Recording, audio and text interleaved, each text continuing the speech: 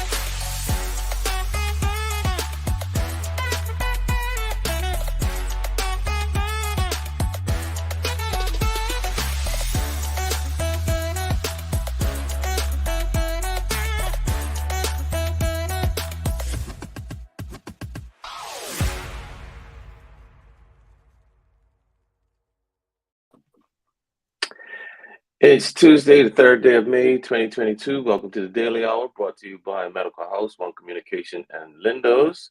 I'm Philip Trott, she's Sancha Durham, and Liana Lambert will be with you in a bit with our latest news break. Morning, Sancha. Good morning. I feel like I haven't been here in days. So much has been going on since I've been here. I haven't been here in months. Like it was the beginning of, no, I missed last week because I was under the weather. So week before last, I haven't been here. I miss you guys. Well, this is our first session together, so I just said to Theo, I'm like, listen, we're both new, so this is going to be a special show. Bear with us. We're going to do a lot of improvising, and it's going to be, you know what? It's going to be fun about it because it's going to be us in its purest form. Pure is right. It's gonna be very raw. So, what do you think makes you feel?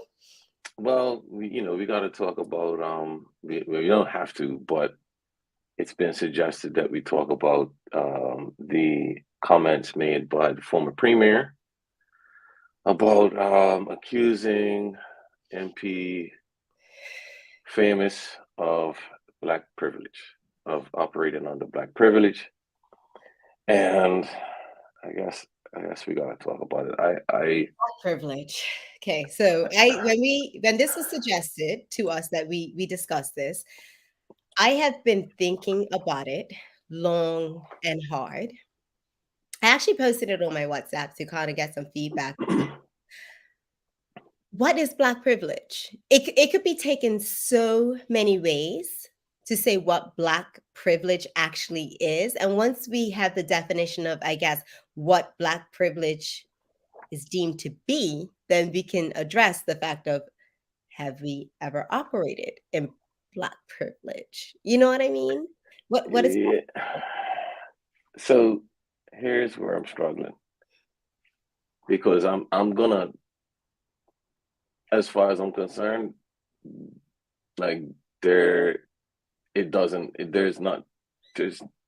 no Black privilege is not a thing to me. Now, at the beginning of, I want to say this, at the beginning of the show, you always hear this little intro. The views and thoughts of the hosts are not representative of. It's not representative of this show. I'm not representative of the show, not representative of Bermuda Communications crew. Fine, all right. So this is Philip's thoughts right now. So you can get mad at me, but I don't think it exists. The reason I don't think it exists is because privilege denotes a sense of power. There's a power dynamic that comes with being in privilege. Like, for example, I fully accept that I sit in some circles, I can sit in a place of male privilege, right? Just because I'm a male, some people may take me more seriously than another person of equal standing as a female. Fine, I understand that that's actually a thing in society. It's systemic. I completely appreciate that. I don't know what the power dynamic is, like where Black people have a power dynamic when it comes to Black privilege.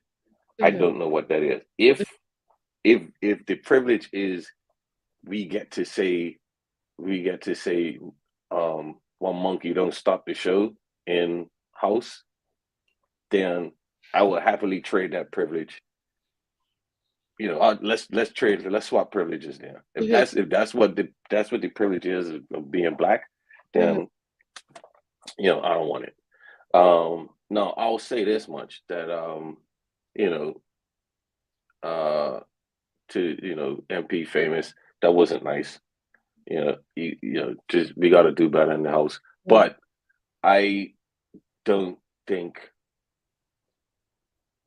calling it a privilege, like So I don't even make sense to me. my thing is, number one, I don't know. This happened a month ago. I'm not quite sure why we're going back to this, right? I'm Mhm. not sure why former Premier Kenner found it important to even bring this point back up. There's so many things that the opposition needs to be dealing with. I mean, how about getting us, a better opposition so that we can actually have, Yeah, an, that's you know, there's so many things that we could be talking about, but we chose to talk about this. no. Um, I don't know. I don't actually know how it works. I don't know if he was it. Okay, I don't know how it works with when it comes to the news and the Royal Gazette and everything. I don't know if he was asked about this or the comment was made mhm, like 2 weeks ago, mhm. and maybe the Gazette just I don't know. decided to run I it think yesterday. we're stirring up a pot that it's okay. That's it. We're not even talking about that part of it anymore. So what I got Right. from it is like, okay, you want to speak about Black privilege. Let's be. And you made a very good point. I wouldn't say privilege, but I would say power, right? Now, there are certain situations where I feel like we have been oppressed for so long, and there are situations that we should be able to move in power, right? If you look at it, like my parents, to a certain degree, saw segregation at some level, right? Mhm. Of course, they are going to raise the next generation, or they're going to raise their children to do better, want better, know better. So if that means that our Black generation now move in, I wouldn't say privilege, but power, knowing who we are, knowing what we're worth, and knowing what we deserve, so be it. Now, I, go ahead. no, no. I think the only thing is okay. So I think we're talking about two different types of power. Mhm, Like I got, black power. Cool. I get that. mhm, But I think the power that I'm talking about is institutionalized um power, but like say for example, if I make some derogatory comment about a white person, mhm, right? mhm, And we're not talking about 2022, we're talking historically, mhm. right? If I made some derogatory comment about a white person or whatever, um I can't like what are they like there used to be a whole bunch of of uh punitive measures that could be done to somebody like me. You know what I mean? Mhm. If they make a comment about a black person and I don't like it, what am I going to do? Am I going to withhold a loan from them? Am I going to foreclose on their house? Am I going to restrict them from going to such and such a place? Like that's the type of power that I'm talking about. So there's nothing that when it comes to black people saying or doing something that white people, or not even just white people, just any other non-black person is uncomfortable with, there's no ramifications that come with that. So there's no power that we can like. I can't do anything on top of that to somebody if they don't like it. You know what I mean? You don't think that the tables are starting? Not, of course, we're not where we need to be, but I do Yeah. feel like the tables are starting to change. Like I feel like if especially with, I don't think Black Lives Matter is as powerful as it should be. I think that we've kind of set back on it a bit, but I do feel that white people are not as comfortable as they used to be being able to speak out and say what they feel, because there is a level of responsibility that comes if it's not cool to pull those cards anymore. It's not a cool factor. I would love to hear Well, what the audience has to say. Do well, Jamel's actually chimed in. Let me. It's supposed to be on his day off. Jamel says, "I don't know what black privilege is, but as I stated on Twitter not long ago, just because black politicians are messing up doesn't mean racism no longer exists. I think this comment adds to such, right? And I think that's a good point to be made. The way I so here's how I process everything. Mhm. I I oops. Now here we go. If Jamal noticed that one. Here it is. Wait, looking for it. It's okay. There it is. All right, We'll cool. get there. So yeah, we're getting there. So the way I look at it is okay, historically, black people have been um suppressed, repressed, oppressed, right? Mhm, mhm, There's a new awakening now. We're understanding who we are. We're mhm. being more intentional and exerting our own self righteousness, and we're trying to uplift ourselves. Whatever Mhm. we're trying to do the most. The same thing can, and this is how I process it. Right, the same thing can be said for women. There's women. There's more, especially in terms like women in general, but especially black women. There's more female empowerment. Women Mhm. are breaking glass ceilings. We're doing what we want. We're saying what we want. We are wearing our hair how we want to in the office, and nobody can tell me how to, whatever, Yeah. whatever. Cool. I'm a guy. I'm a man. Mhm. I haven't I haven't had to deal with stuff that you guys had to deal with. So now that you're coming out and exerting your own internal power, right? It's time for me to shut the up and just give you space and But you know what? How I see it, and that's a very good point, because sometimes I know for me, as I sat back and reflected on this question, I wasn't sure whether I felt empowered being just Black or being a Black female. You know what I mean? And I feel like it's two different levels of empowerment. And yes, the female movement right now, I feel like is huge, but I also feel as if it comes full circle, because you look at it with me, I'm a Black female and I have a son, and I am going to do nothing but empower my Black male. So it's almost mm, like it paves a way for our Black males to be empowered, right? So hopefully, like, the next generation of it is this empowerment of Black males that we have been screaming for decades, right? yeah, I agree. But all I'm saying is that like if you're a person that's not in that space, Mhm, right? Then there's no there's it's not the other people, it's not those people oppressing you. It's mhm, just them um exerting or being able to take up a space that they haven't traditionally been able to take up. And so mhm. that's not oppressing. So me coming out and trying to live myself as a black person is not oppressing white people. So that's not privilege. There's no power behind. We're not doing anything to oppress somebody else. I You you agree. you coming up and being a black woman and exerting your pride in who you are and da, da, da, that's not lessening me as a man. It's just you taking up space that you haven't traditionally been able to take up. So it's not oppressive to me. It's just you operating in your space. So I don't understand if black people are operating in the space and spaces that they traditionally, historically haven't been able to do so. I don't understand why that's a privilege. It's not a privilege, it's actually a right.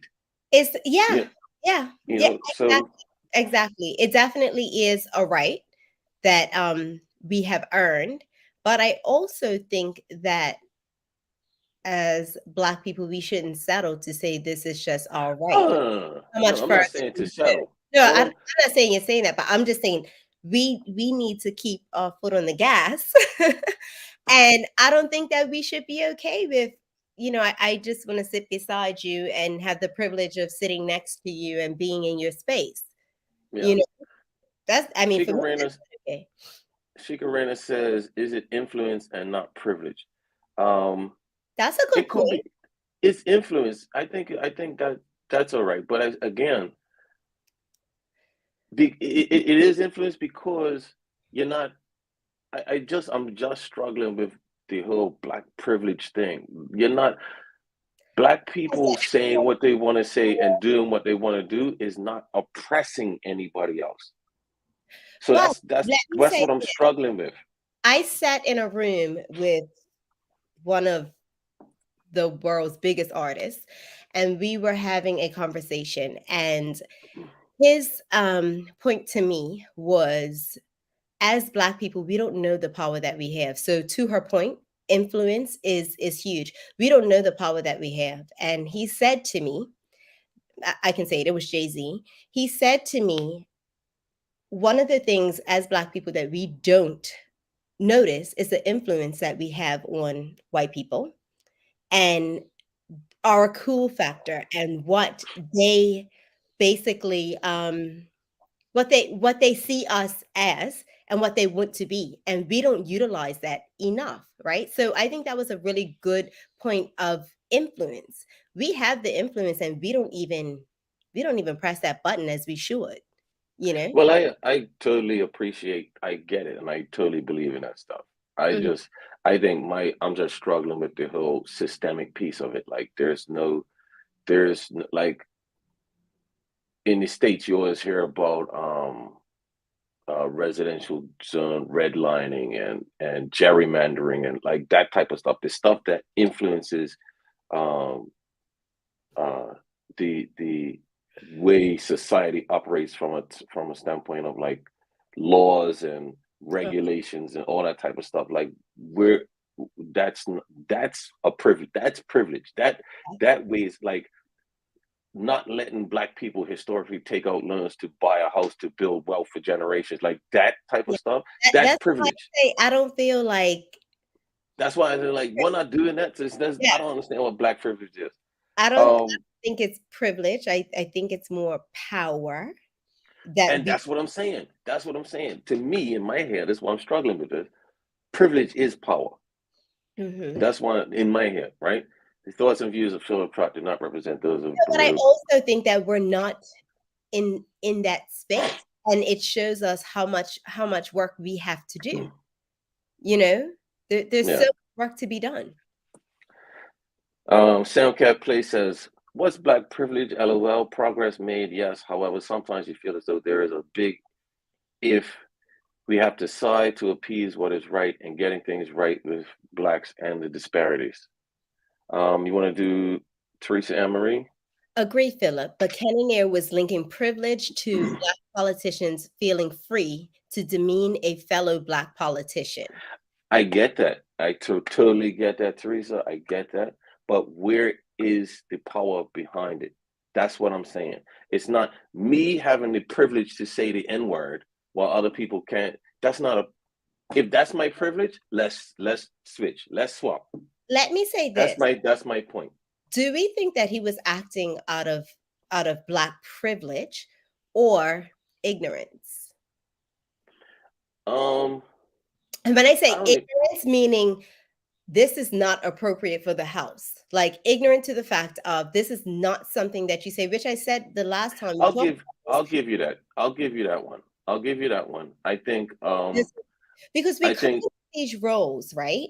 And some we're not necessarily groomed for them. Like you look in the US, if you're going into politics, you're groomed to be a politician. I In hate Bermuda, that word groom so much, but I'm sorry, but it's a I fact. struggle. It No, does. I know what you mean. I know what you mean, but So it makes the my etiquette that is taught to a certain level, they're not like certain things are etiquette. They're not groomed to yeah. be politicians. Here's the thing. I'm fine with that, and I will give you that one. I think it was out of order, but if we are if we are judging people on them, like, I have done some stupid stuff too. You know what I mean? So I don't think it's something. Again, let's go back to what we were talking about before. I don't think it's something like we have. Talk about the travel authorization fee. Talk about that. Which to the credit, um, I think it was Michael Dunkley did make a statement about that in the Gazette. But the former premier should not be talking about this type of stuff. Like it goes. Yeah. If that's what the opposition is focused on right now, like Yeah. we're in trouble. Renee Simmons says blacks will never have absolute black privilege until they actually attain the economic structure. Power is both generational and economic wealth. Once blacks have both, that will have privileges. That's my point. That's Yes. exactly what I'm. That's my Exactly. point. Exactly. Cherie Dill says the comment was a cheap shot, had nothing to do with privilege in particular when considering the context and the intent of the original comment. I agree he may be referring to influence as they, the PLP, may have more influence power to create more verbal backlash over the same comment, but that's just smoke, not real influence. I agree with Philip, I can't even say my name right. Where is the power privilege if it doesn't change anyone's quality of life? Exactly. That's my point. Soundcat Play says ignorance for sure. You want to do Carla John? I think individually Black people have privileges based on class, like Oprah, Tyler Perry, but the majority of Black people don't have access to the same privileges. Yep. Right. So you know what I forgot to? Remember, everybody, we're working. And it's like, well, Now you forgot me. We're doing the most today. Lee, we got so engaged in that conversation. Mhm. We forgot we had it's to do my- news. I'm Phil checking and my I was meal. sitting here talking for a whole hour, like, oh, what? Oh, we were I'm supposed checking my to meal privilege. have news and all of that. Sorry, guys. I'm gonna allow you to. Honestly, like, I'm not gonna lie, I'm really enjoying this conversation from backstage. No, don't ask my opinion, Phil. I agree with you. I'll leave it at All that. right. You want to just go into the news? But Oh, yeah, go ahead. this is a very interesting topic, and I'm definitely enjoying the comments from our viewers because it is something that needs to be talked about. When I looked at the paper yesterday and I read the article, I was like, okay, let's see where we go with this one. So I love that our group chat was like, are we really talking about this today? Yeah. I'm glad we got it over with. You got Over to through you. it, Phil. You got through it.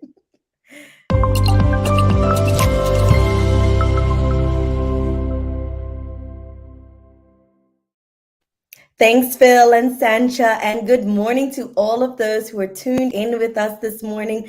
I hope everyone is having a great start to this day. I'm Leanna Lambert, and it's time for the Daily Hour News Break, brought to you by People's Pharmacy.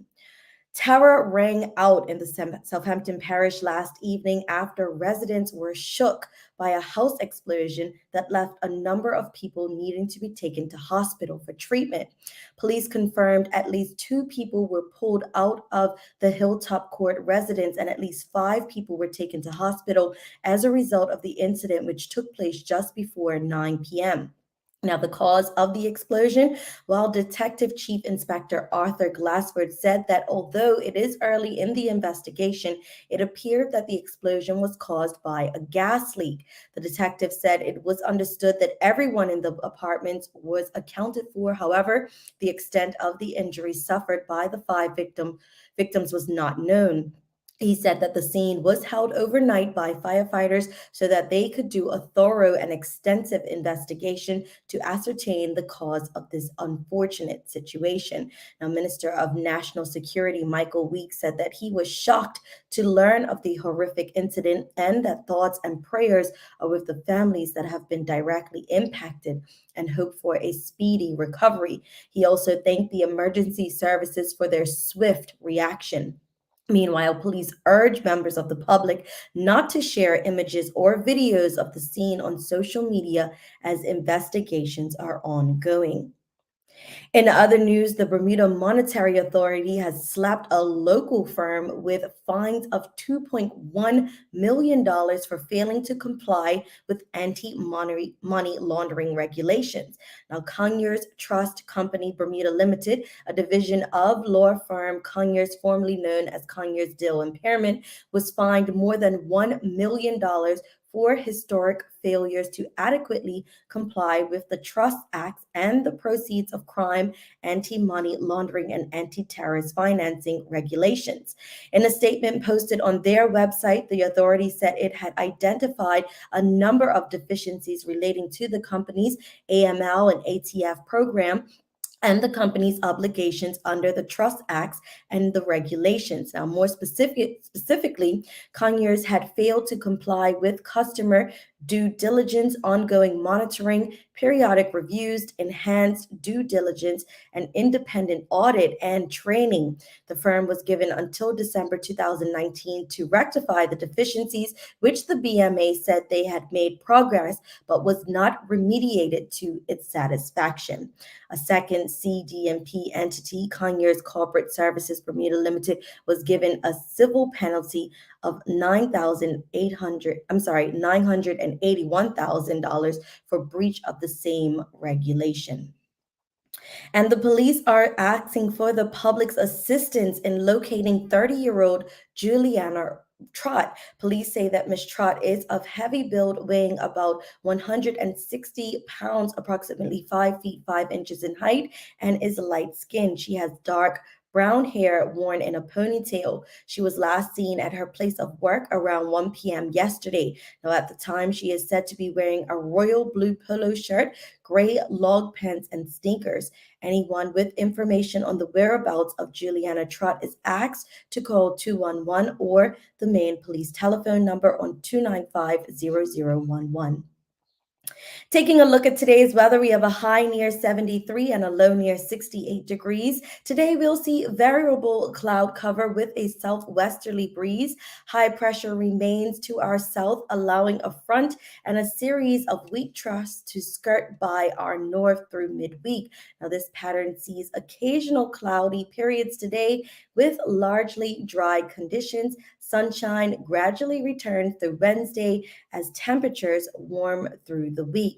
That's all for our daily hour news break brought to you by People's Pharmacy. Now let's head back to Phil and Sancha, where we are in the studio for today's Daily Focus. Was that early? Sorry. I thought I was, anyway.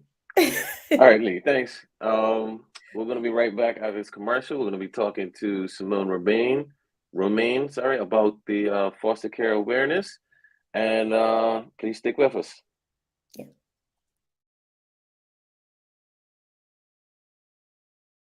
Let's face it, life can be a little wild, but shopping doesn't have to be. I choose People's, so that whether it's a prescription that needs to be filled, a toy for my little terror, or a gift for a new addition to the family, we'll see about that.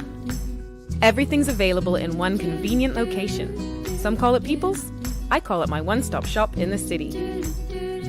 People's, we're here for you.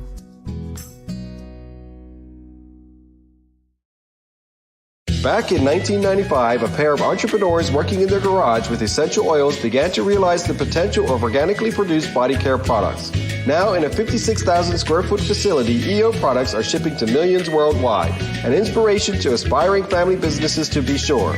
EO products were the first in their field to follow the quality and safety guidelines established for organic foods in their production of high-end organic body care products. This month we're featuring EO Lemon Coconut Lotion.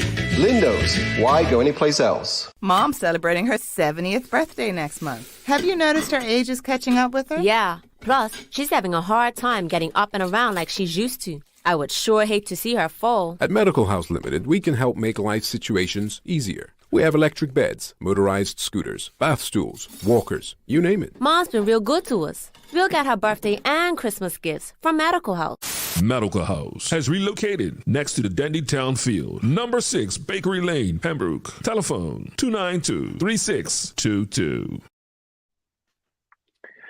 Welcome back. It's The Big Show. I'm Philip Trott with Sancha Durham. It's a daily hour brought to you by Medical House, One Communications, Lindo's, and People's Pharmacy. Today, we'd like to welcome into the studio Simone Romaine with DCFS Foster Care. How are you this morning? Good morning. I'm good. How are you guys doing? Good Great to morning. have you here Great. this morning with us. You're representing foster care. Now, May is Foster Care Awareness Month, correct? So May is Foster Care Month. We in Bermuda follow the tradition of the National Association of Foster Care, which started in the United States in 1988, and it was decreed by their government to acknowledge May as Foster Care Month to show appreciation and gratitude to the foster parents and for the hard work that they do. So we also follow suit, and we do this as well during the month of May. We also use it as a time to recruit and to feel and to share with the community what we are doing in foster care and the needs of our foster children. Nice. So now, first of all, just so I'm clear, foster Department of Child and Family Services, I want to make sure I get this right, Yes. falls under which ministry? So we fall under the Ministry of Social Development Okay. and Seniors. All right. And so shout out to our wonderful minister, Tanae Farbit.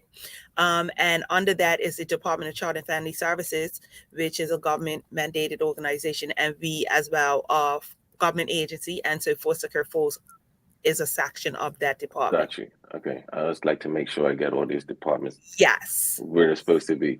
So can you tell us a little bit about the state of foster care in Bermuda? Like how many children do we have in the foster care? Like more boys or girls? How does it work? So currently we have 65 plus children, about 60 plus children in foster care. That number fluctuates. It goes up, it goes down. But right now we have 65 children, approximately 65 children. Now, children can be removed for any reason. They can be removed for the short term. For example, if there's an emergency, there's no one to take the child, will take the child temporarily. But in order for a child to be in foster care, they need to be on a care order with the family court system, which gives the department parental responsibility over that child. In terms of boys versus girls, well, we have no control over that because it's either one sex or the other. I honestly, I would have to check to say how many girls we have versus boys. I want to say we have more girls right now. We do. We have more girls right now as to boys, but it's no rhyme or reason why that happens. It's just the way it is, and it kind of goes in ebbs and flows. So 10 years from now, we might be saying the opposite. Okay. And Sancha, you could jump in when you want. I just have. So, what are the criteria for becoming a foster parent? So in order to become a foster parent, the first thing you would do is express an interest, number one. If you are a single person, then it's your decision alone. However, if you are in a relationship or you have a significant other or children in your home, we like for it to be a family decision. Everybody has to be on board. The first thing you would do would come in and meet with our team coordinator. Shout out to Miss Selena Simons. And she would basically have a discussion. It's around about answering questions, giving you a timeline of what it exactly looks like in terms of fostering. We then have people complete an application process. One of the most important things on that process, we do a background check to ensure that people do not have any criminal background when it comes to children. Now, if you ran a stoplight or you've been off the road for speeding, that we're not concerned about that. We're concerned about crimes against children or any significant crimes that will hinder your ability to be a positive role model to the children. The other thing is health. We would need a doctor's note signifying that you're in good health and you are able to effectively parent a child at this time. Outside of that, it's really just a desire to want to help the children, as well as the ability to maintain them in your home.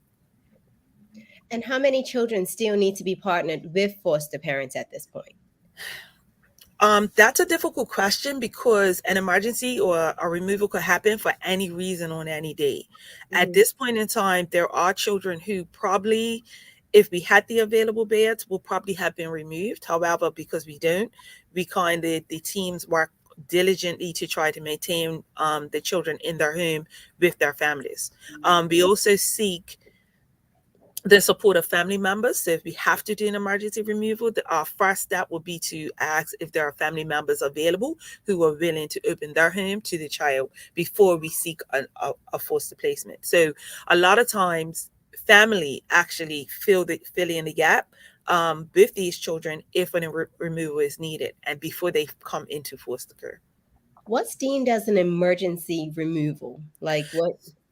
So an emergency removal would be if the child is being physically abused or sexually abused in a home and the perpetrator refuses to leave that home. That would make the house unsafe and unable for the child to be protected. So really safety, anything of a safety issue that will put the child at harm and in great harm, we will consider to be an emergency. Also, if there's something, for example, we've had times where there have been serious accidents where it's a single parent, they don't have any family support, or this family support is unknown to us. So we will place that child in foster care temporarily while we try to seek family support for them. And what ages are accepted in the foster program care? Oh, we have children that come into our care at birth.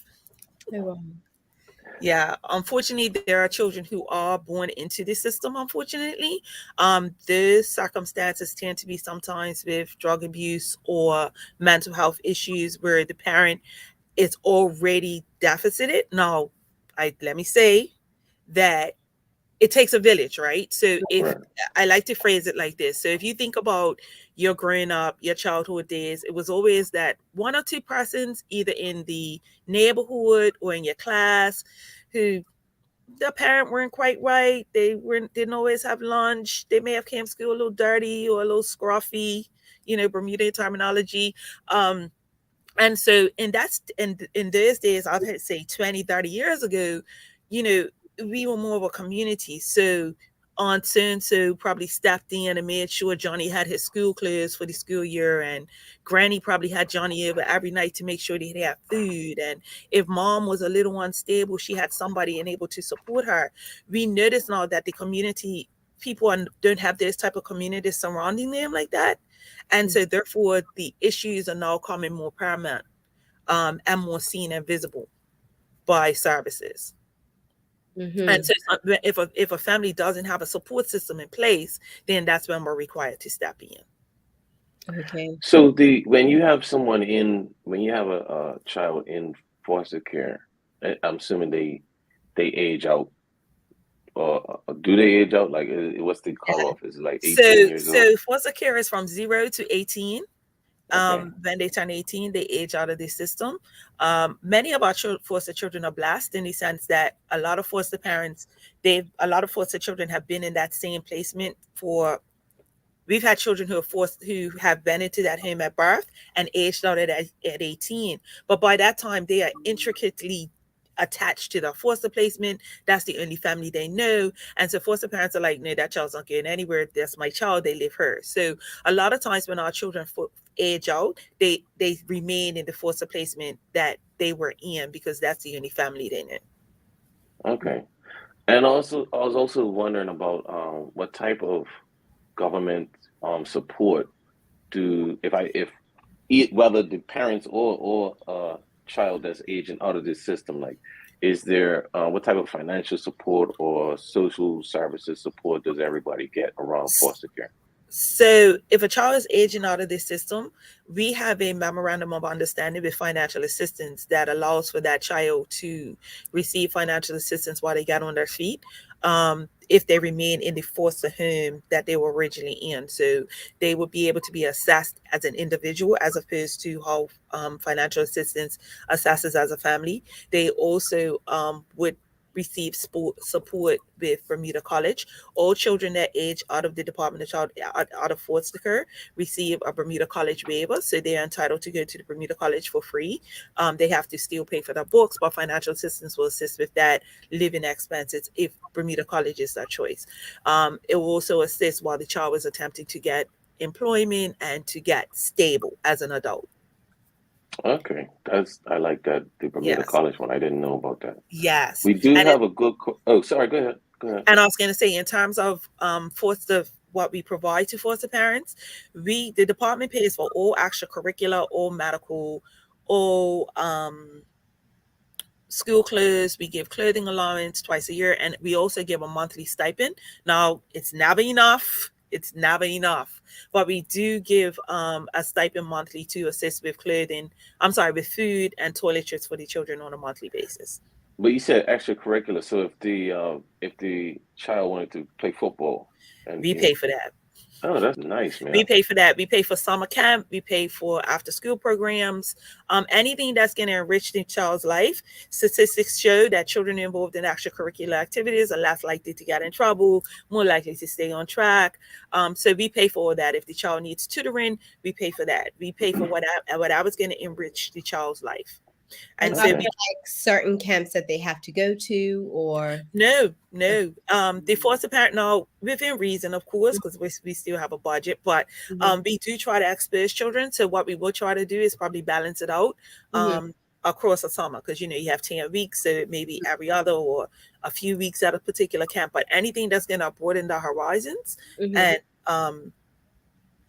show them something new and special, different. Okay. We do have a question from the audience. Michelle White asked, from LinkedIn too, by the way. When children are fostered, is their location private, or does the family or parents know where they are? So that's on a case-by-case basis. Best case scenario, we have been blessed to have some foster parents create an amazing relationship with the biological family and the biological parents, sometimes in that case as well. And so they are able to share birthday party events, and they attend all gatherings and the children together, and the children are very much aware of who their biological family is and who their foster placement is and all of that type of stuff, and location is known. Now, there are times because of safety or whatever other reasons that information is not privileged to the biological family, but this is Bermuda. So, I mean, our children do attend public school, they do attend public events. So that information, even though it's not often given, sometimes it is found out. Okay. We've got another question coming in.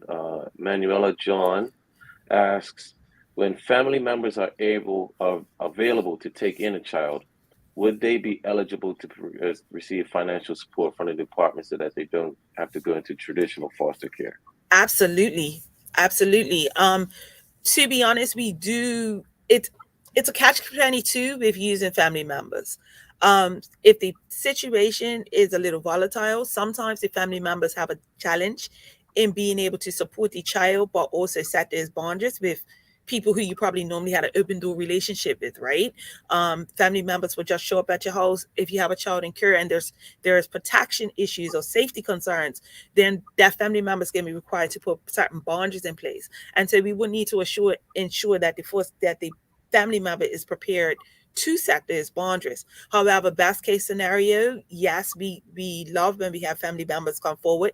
However, again, you would still have to go through the same process of the health check as well as the safety assessment, and all of those things to be considered. So you would still have to go through the application process, but you would still become a foster parent, but you will also become a kinship parent, which is a little different. I have a question. Oh, go ahead. So you foster a kid, their parents or their parent gets back on their feet and it's like, okay, I'm okay now, and I want to take my kid back. And you've already created this bond, this relationship. And as you say, this becomes like my kid. How does that work? How do you handle that situation? So it's difficult at best for both the child and the parent, right? A lot of times we will definitely want it to be a slow process or a transition, so the child is not literally, for lack of a better word, snatched from one home and placed into another. And so once the parent has shown that they have gotten their life back on track and they are in a position to now care for their child, we will transition. So the child will start to go with the parent if for visitation. If that hasn't been happening in the past, they would do supervised visitation first, unsupervised visitation, and then they'll start to do overnights, and then they'll do weekends, and then we'll transition slowly the parental responsibility from the department back to the parent. And so we do it in such a way that it gives the child time to adjust.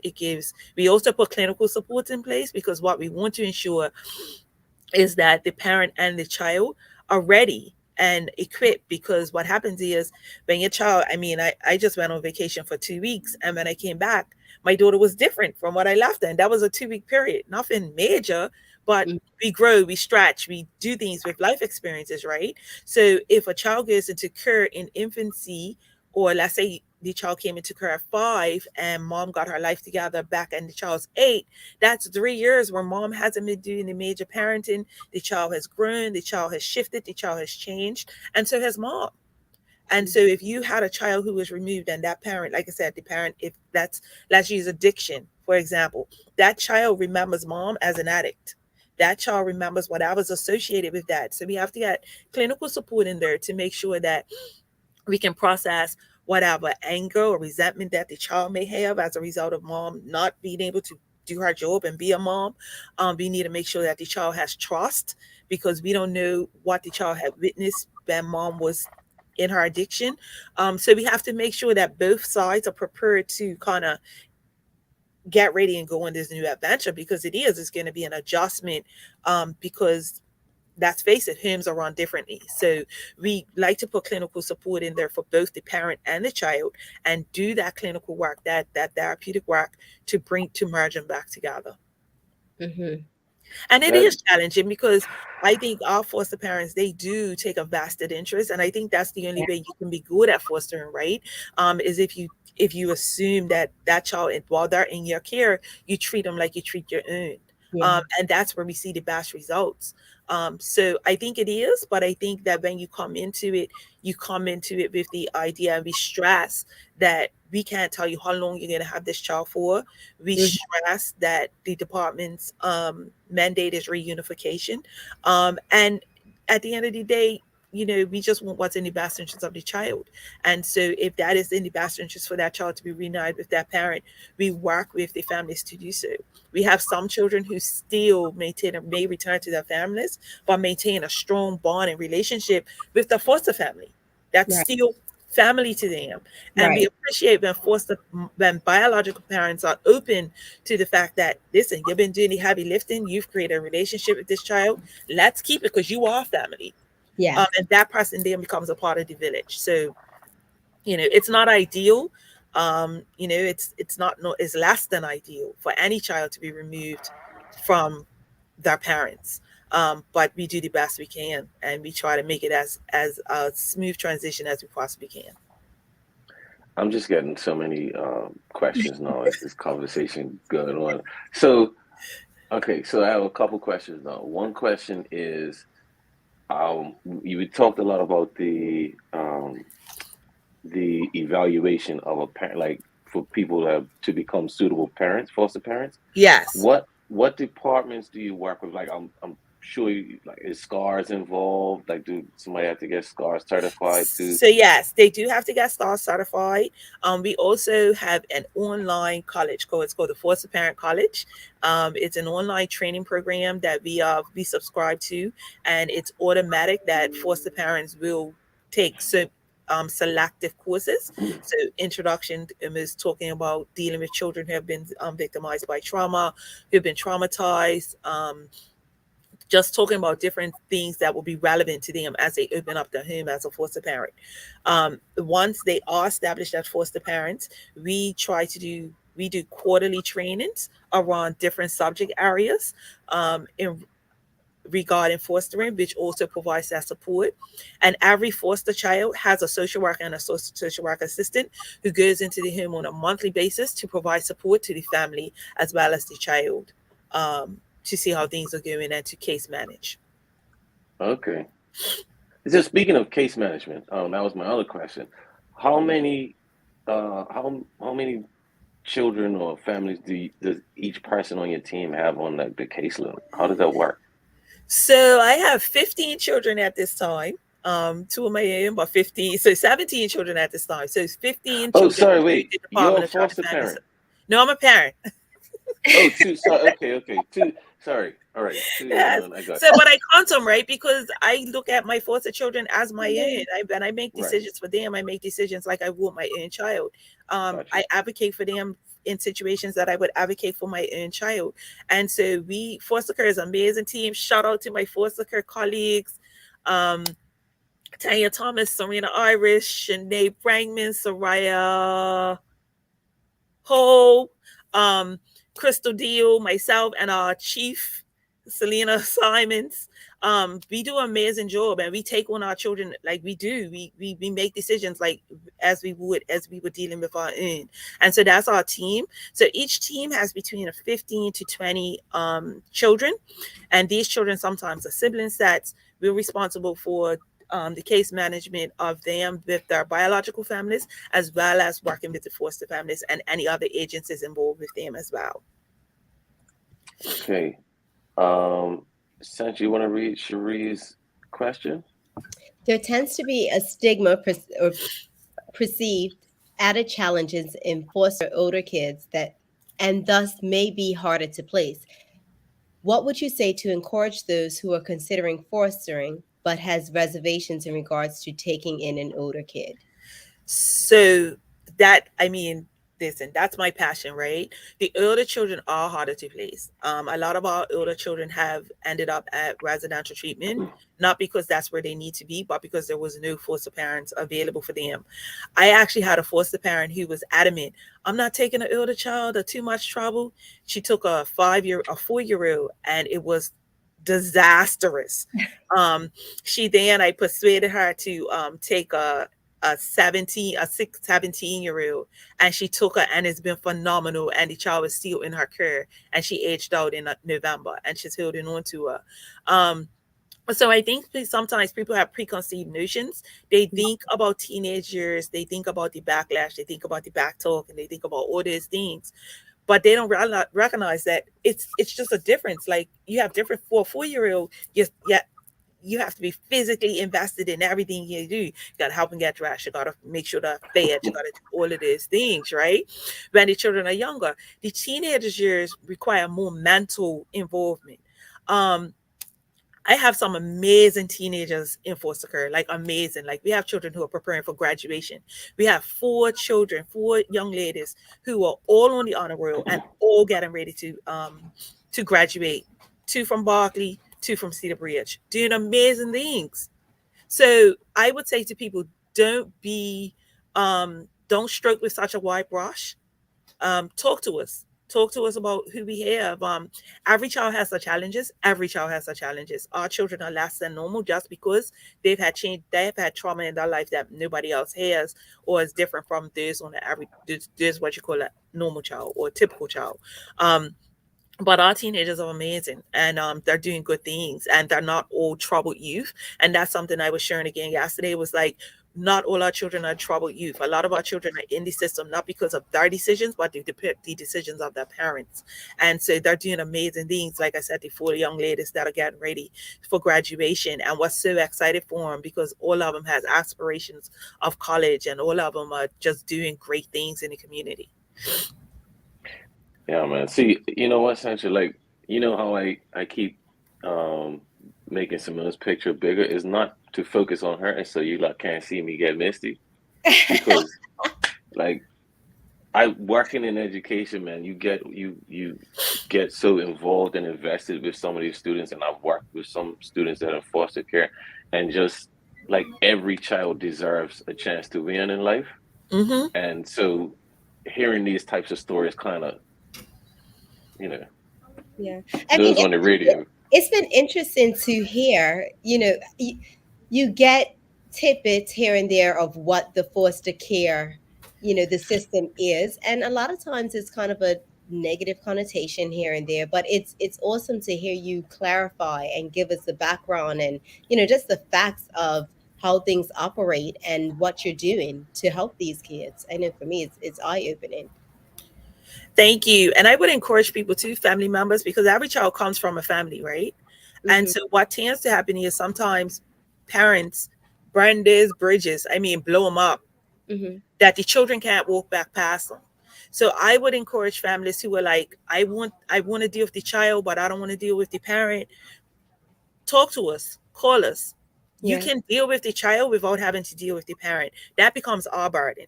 Let us take on that. But there are a lot of family members who are just like, I don't want to be bothered with the parent. I don't want to be bothered with the parent.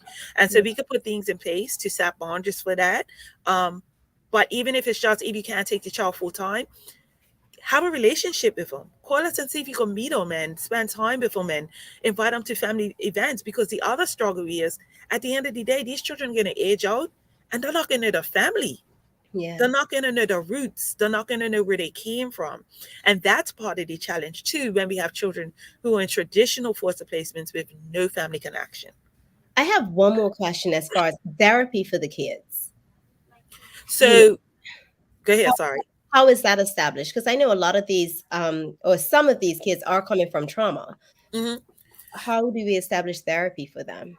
Okay, so any child that comes into foster care, especially if they come, we look at behaviors, right? So we look at people who are resilient. We have some people who are resilient, we have some people who don't. We have trauma impacts people on different levels. And so for younger children, we tend to look at their behavior. Are they stable? Are they acting out? What are they doing? Because the last thing you want to do is force somebody into therapy and they not feel they need it and it not be effective. And then they're 25 and they have no hope in the therapeutic process. So we don't want to force it, but so what we do is we try to engage them in activities. That's the first place to build self-esteem. But if therapeutic services are needed, we have community providers. We also have our counseling and lifestyle team, and they do assessments as well. And so any child that comes into foster care of school age automatically gets an assessment so we can see what their needs are. We do have those children who come in, like I said, at birth, and we just monitor them. They also do the 2-year screening to see if they have any challenges that need to be addressed. But we definitely believe in that therapeutic component and that healing part for those children. And so we have children who are engaged in play therapy to support the younger children. We also have children who are receiving clinical support from psychologists around the island and therapists. Simone, we got some good questions coming in from the audience. Unfortunately, we don't have time to get to them. So for everybody that does have questions, if they want to reach you, how can they get in contact with you? How can they find out more about foster care? Yes, definitely. So you can make contact with our coordinator, Miss Selena Simons. Her direct number is 294-5871. And her email address is smsimons@gov.bm. You can also call the Department of Child and Family Services and they'll transfer you to me or Ms. Simons or the foster care team who can answer questions. That number is 296-7575. And my direct email address is srromaine Romaine like the lattice @gov.bm. Okay, fantastic. And hey, I can always come back. I was going to say that you have to come back. Yeah, I have all these questions still in my head. Like, we're done? No, man, this is I have so fantastic. many questions for you. So I have a lot of questions myself too. But I do want to congratulate you guys on the amazing work that you do. I had a colleague that was a foster parent, and it's not easy. I thoroughly support foster parents, the foster care team. You guys are doing a fantastic job. Please keep it up. And we welcome you back at any time that you're ready to come back. And I just want to give a big shout out to our foster care team. Like I said, we work hard, but we can't do it, like, honestly, without the fabulous foster parents that we have on board. They do the heavy lifting. They honestly do. They do the hard work in the trenches, and we so appreciate them, and we are grateful for everything that they do for the children that they have in our care, because we couldn't do it without them. So big shout out to our foster parents, and especially the FPA, whose parent, the president, Lindsay Simmons, who, works tirelessly for us as well. So shout out to all of the foster care team who makes it happen. Awesome. Thank you very much. We got to go. Simone Romaine, thank you for having us. Thank you for joining us. Thank You're you, more than welcome to guys. come back at any time. Okay. Have a good one. You as well. All right, Sancha, we're going to be back in a minute with the history question of the day. But We'll see how that goes. You know we run over time, so I don't know if Yeah, I I have know. to do daily play. That's my fault. All right, we'll be right back. A lot happens around your home. That is why at One Communications, we have introduced affordable security and video monitoring, because everyone should be able to afford to protect their family. Anytime, from anywhere, One Home Security keeps you connected and puts security in your hands with an easy-to-use smartphone app to control everything. Home security is important to keep you and your family safe. Motion-activated cameras around your home and security monitoring within create a complete security system providing protection both inside and outside your home. Professional monitoring means that there's someone on call with 24/7 protection to notify the authorities and help keep you and your loved ones safe. We are dedicated to whole home protection with indoor and outdoor cameras, smart door locks, motion sensors, and more, so you'll always be connected to what matters most. With professional installation, no upfront hardware fees, and low monthly rates, because keeping your family safe should be affordable for everyone. Total home video monitoring and security, there's no better way to protect your home than with One Home Security. I'm part of the SSCP, giving us opportunities to go out and sell, which is what I'm doing today. One of the most important things I learned in the SSCP is that failure is just a part of being an entrepreneur. As a vote community, then you can't go anywhere, can you? I just believe it's a really beautiful and amazing experience for everybody. A lot of late nights being up, trying to finalize things, especially for me. You don't have to do everything at once. Little steps is the key to success. They helped me go through every step of the way. It has helped me gain more confidence, so that's one thing. I'm Marley Spriggs and I am an entrepreneur. My name is Joshua Allen and I am an entrepreneur. My name is Trey Robertson Richards and I am an entrepreneur. My name is Namira Rayner and I am an entrepreneur. My name is Vincent Darrell and I am an entrepreneur. I'm Shayla Swan and I'm an entrepreneur. I am Sophia Paxenhan. I am an entrepreneur. My name is Zion and I'm a young entrepreneur.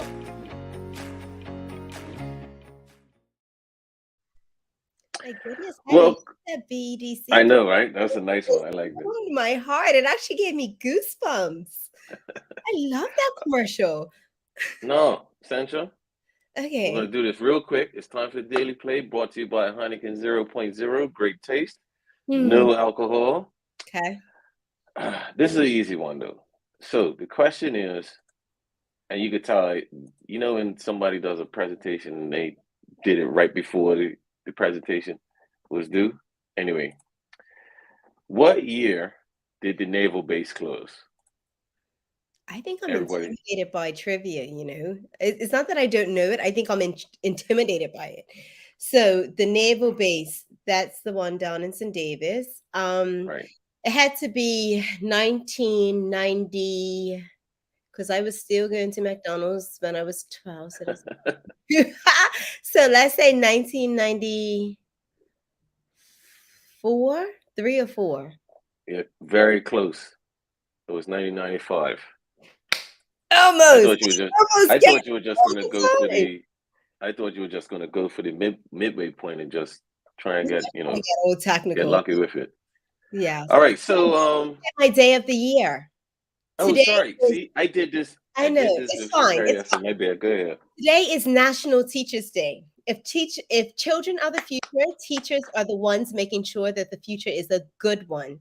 Teachers play a critical role in educating and shaping children's lives, the future leaders of countries all over the world.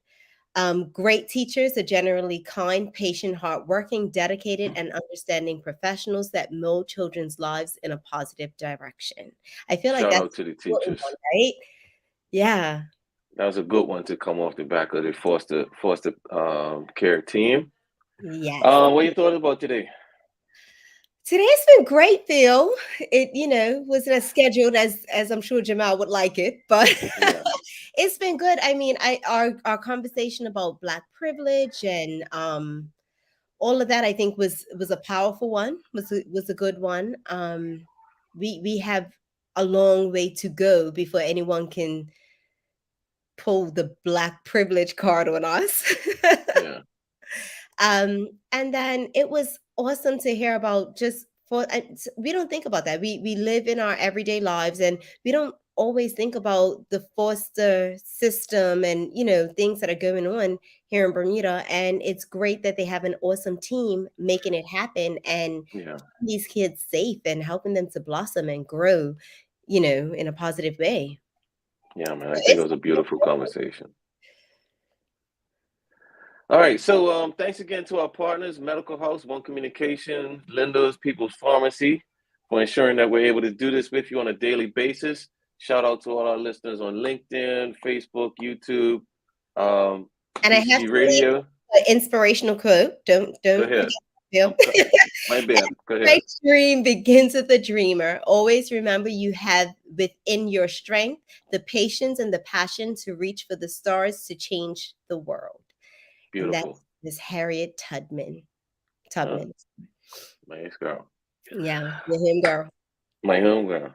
All right, everybody. We appreciate you. We love you. Thanks for making us part of your day. If all goes well, we'll be back to do this with you again tomorrow. And if all goes really well, Jamel will be back. I'm Philip Trott, along with Sancha Durham. Thanks for joining us. Make it a great day. We love you. Have a good one. Bye.